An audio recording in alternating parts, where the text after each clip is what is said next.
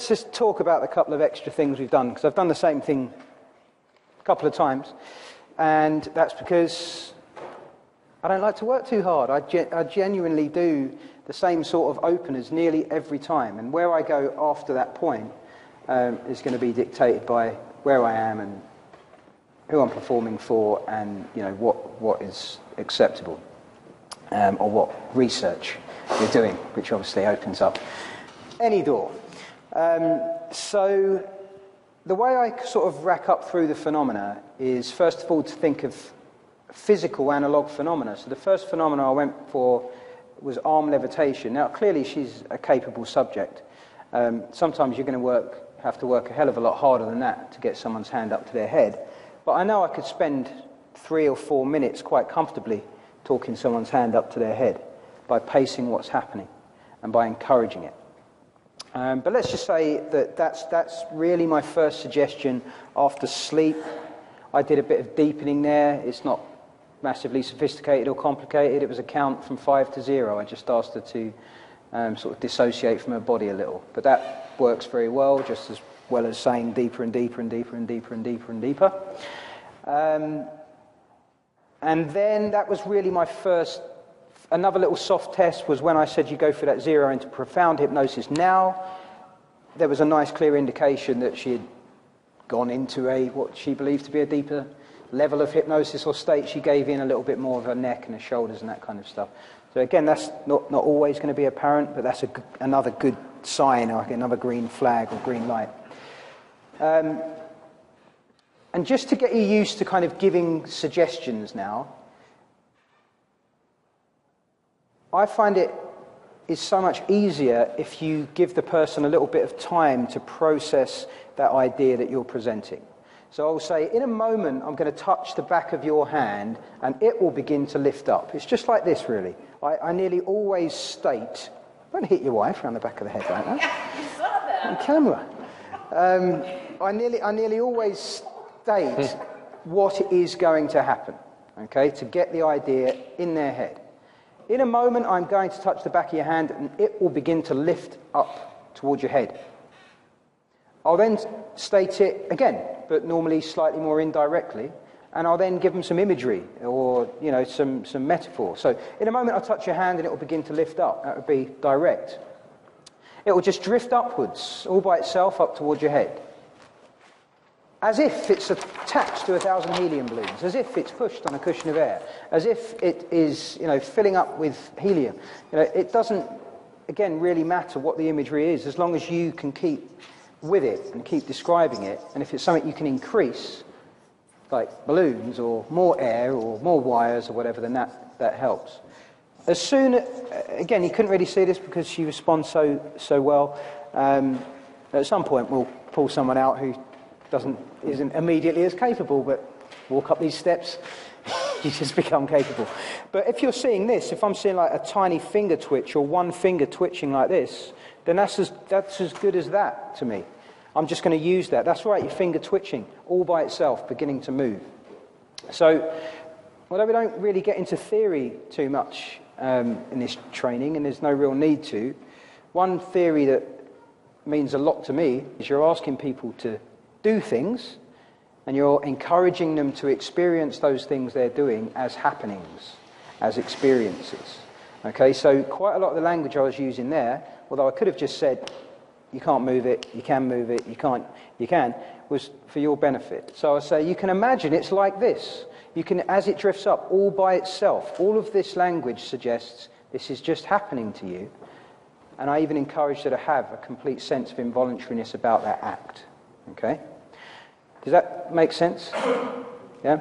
That's what we're doing with our language, whether it's direct or indirect. We're asking people to do stuff and change their perceptions of the experience. So sorry, let me just finish with the demo. So the hand starts lifting, and I know when that's my physical analog phenomena, meaning any amount of levitation is going to be a win for me. Okay? The next phenomena that I'm interested in getting out of someone is a change in their emotions. So as that hand lifts, again, I'm going to be slightly ambiguous with how I do this, but I'll say as it lifts up, you're going to enjoy a sense of well-being, an unusual sense of well-being. In fact, this will start to seem funny to you.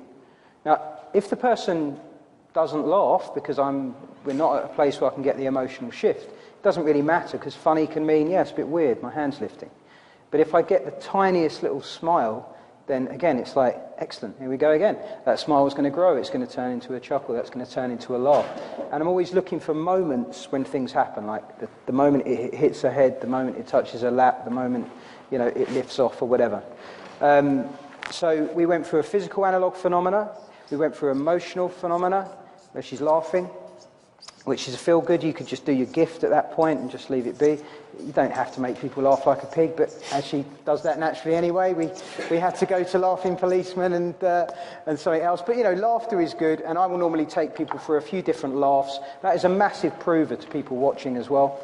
And when you've really got the laughter rolling, then I went for physical binary phenomena. I've now stuck a hand to her head. Again, this is a stronger test. This can fail, right? But that's not where my mind's at that point. It's just like, and as you laugh, that hand is sticking. You're going to find this even funnier. And she tested it, and that again is the evidence to you that she's not just playing along at this point, because she's, looking a little bit ridiculous trying to pull her hand off her head. And just in case you don't believe, then put your money where your mouth is and see if it's stuck. If they get it, you can always bellow sleep and just take it back anyway. And you forget all about this. But hopefully that makes sense in terms of that's like a rapid scaling up through phenomena. If you can do magnetic hands with people, and I'm sure we haven't practiced it yet, but I'm sure most of you have experience of that, then you can do arm levitation. It is the same thing. It's a bit like Igor saying, catalepsy up here where you can't move your hand is the same on the table. It is. It's just the muscles are balanced and it gives the impression you can't move. That's your perception of the experience. Okay. So let's have a question here and then we'll do some exercises. Yeah, I was just when you had Kristen's hand stick to the table, I didn't hear you tell her that it was going to stick to the table. That's right. We'll talk about that on day 3. It's called permanosis. Yeah. There are ways of cheating. That's not cheating. It's my greatest fantastic. insight ever. No, there was a suggestion. It's very simple. I said, put your hand on the table. I'm still very much being the hypnotist at this point. Look at the back of your hand, and I'll tell you what the suggestion was. Do you think you can lift it up? Yeah. Do you think you can lift it up? Why on earth would you not be able to lift your hand up? So I'm just giving a little bit of doubt. I'm giving an idea that you won't be able to lift it up, and yet there'll be nothing you can do about that. That's what that sentence communicates. But we've done that. Marcus did it to someone he hadn't hypnotized at all earlier. He just recognized him. He said, "Yeah, Marcus, do you think you can lift your foot up?" Yeah, stuck to the floor instantly. No induction. Okay, so it's just another idea. It's just that one kind of passes people by. By the time we get into day 3, you will have enough experience to know how that worked. And though you may not have necessarily the gumption to go out and do it straight away, there come a point where you just recognize the moment, you think like, all right, why not? And it's kind of very interesting the first time it happens. But for the moment, just enjoy where you're at now. We're going to build skills bit by bit, and we're going to start building up to them. Unless there's anything else you wanted to add? I don't think so. Just try and keep this. There are different ways of looking at the phenomena. This again is not a rigid structure, but if you look back through lots of the history, I mean, Eagle wrote a brilliant book. Part of it was about Estabrooks, and you should all read Estabrooks' stuff. I didn't read it. I did hypnosis 15 years before I read it. When I read it, it was so in line with my book, Reality is Plastic, in terms of how he racks up through the phenomena. Even the techniques are, very, very similar. But that's how I like to progress. And the reason I like to progress in this way, and I was talking to you about this earlier, is that I know I can walk up to a group of people on the street, engage them, do magnetic fingers and magnetic hands, and walk away and have done a demonstration that is entirely credible and given people a bit of an experience and a bit of a laugh. Just because they weren't dancing like chickens does not mean I'm not a hypnotist or I'm leaving with egg on my face. So that's what actually gives me the comfort to do street hypnosis, is that I know I can do this to enough people that I will find my stars, normally pretty quickly, but eventually I will find people who I can take further. Because this is all about physical idiomotor phenomena, it's just a basic fact of life. You think something, your body seems to respond. this and getting this finger moving and hand lifting is exactly the same skill set. So this may look different and more dramatic, but it's really more of the same. Okay, so again, I'm very, very comfortable operating at that physical analog level. Yes, you've got to stick your neck out at some point and stick someone to something. I'm not saying it's like particularly highbrow, thoughtful routine, but it will be a prover to you as a hypnotist that now I've got them. Now I know this is not just feel good playing along. Now they're looking confused. Now they're looking baffled and they're stuck. So that's why I make that distinction between analog and binary. Binary just means they pass or they fail. They stick or they don't. They remember or they don't. And I didn't really get into any mental phenomena, but the next thing I would have done with Kristen was go into, which we're going to do, I think, tomorrow. But we're going to get into amnesia and hallucinations and all that kind of stuff. But that would be the next suggestion. You can't remember your name. Yeah. Anthony, I've had the experience where you try to stick someone's hand on the table and say, okay, you can't lift it. No, take it off like a half inch. What do you consider that? There's different things that could be. That could be them proving to you that they can, in which case you might need to work a bit harder at that point. Say, that's right, it just lifts a little, put it back into the table and hammer in the suggestions again. Sometimes when people do that, that's as far as they can lift their hand. That's the point. That you may have gone for it being heavy rather than being stuck.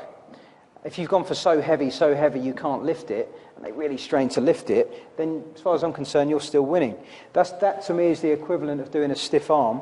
And when you say it's completely stiff and rigid and they bend that much, you say, that's right, it bends a little and it springs straight back out again. If you catch that and give it another push, very often you'll snatch victory from the jaws of defeat. So sometimes it fails. Yeah, sometimes people are still at the point where they want to please you and they want to have the experience. They don't want this to fail either, you know.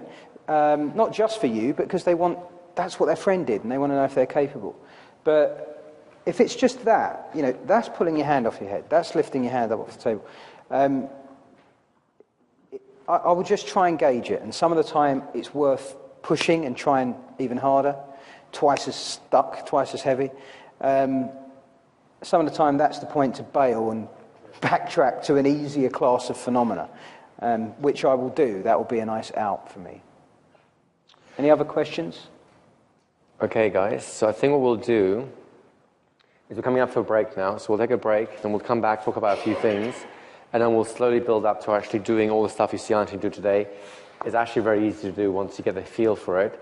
But my great acuity tells me it's time for a little break, have some drinks, have a little relaxation and so on. Please be back here in 15 minutes. We'll start back at 4 o'clock on the dot. So if you're not back, you might miss the one magic technique you need. Off you go.